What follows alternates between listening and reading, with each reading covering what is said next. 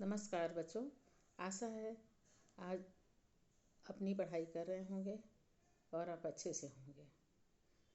आज मैं आपके लिए लेसन 10 चंद्रशेखर आज़ाद पाठ का हिंदी अनुवाद लेकर आई हूँ आपके लिए, जिसे आप पढ़कर समझेंगे।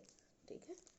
Chandrashekhar Azad, popularly known as Azad, was one of the most fearless and greatest freedom fighters of India.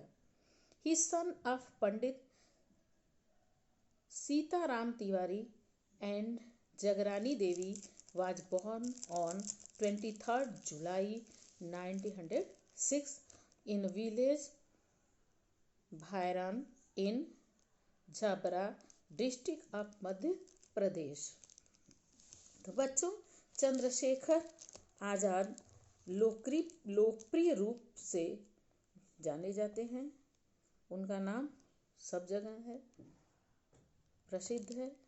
तो चंद्रशेखर आज़ाद लोकप्रिय रूप से आज़ाद के नाम से बच्चों जाने जाते हैं। भारत के अत्यंत निडर और महान स्वतंत्रता सेनानियों में से वे एक थे।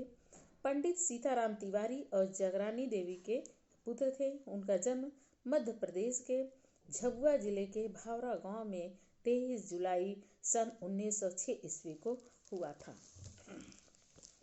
He received his early education in Bhara. For further education, he went to the Sanskrit Pathshala in Varanasi. He was a great worshipper of Lord Hanuman. Once the disguised himself as a priest in a Hanuman temple to escape from the clutches of the British police. इनके प्रारंभिक शिक्षा इनके गांव फारवा में ही हुई थी। आगे की शिक्षा के लिए वे संस्कृत पाठशाला वाराणसी में आकर के अध्ययन किए। वे हनुमान जी के बड़े प्रिय भक्त थे। एक बार अंग्रेज पुलिस के शिकंजे से बचने के लिए उन्होंने हनुमान मंदिर में पुजारी का वेश बदलकर शरण ली थी। Young Chandrashekhar was attracted by the non-violence, non-cooperation movement of 1920-21 under the leadership of Mahatma Gandhi. He joined the movement and was arrested and produced before the magistrate. He gave his name as Azad, free, his father's name as Swatantra, freedom, and his residence as prison. This provoked the magistrate, who sentenced him to 15 lashes. From then on, he was known as Azad.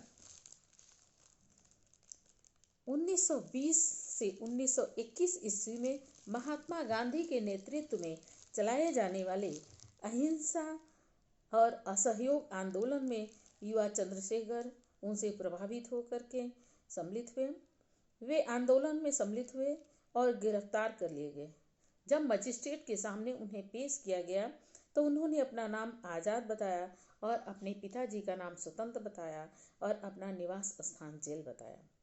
इससे magistrate चिढ़ गया और उन्हें 15 कोड़े लगाने की सजा दी। इसके बाद वे आज़ाद के रूप में जाने जाते थे, तभी से उनका नाम आज़ाद हो गया।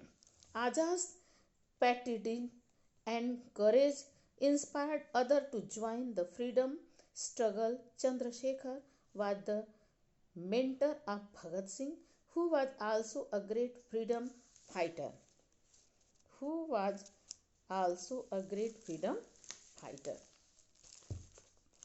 आज़ाद की देशभक्ति और साहस ने दूसरे को भी स्वाधीनता आंदोलन में सम्मिलित होने के लिए प्रेरित किया।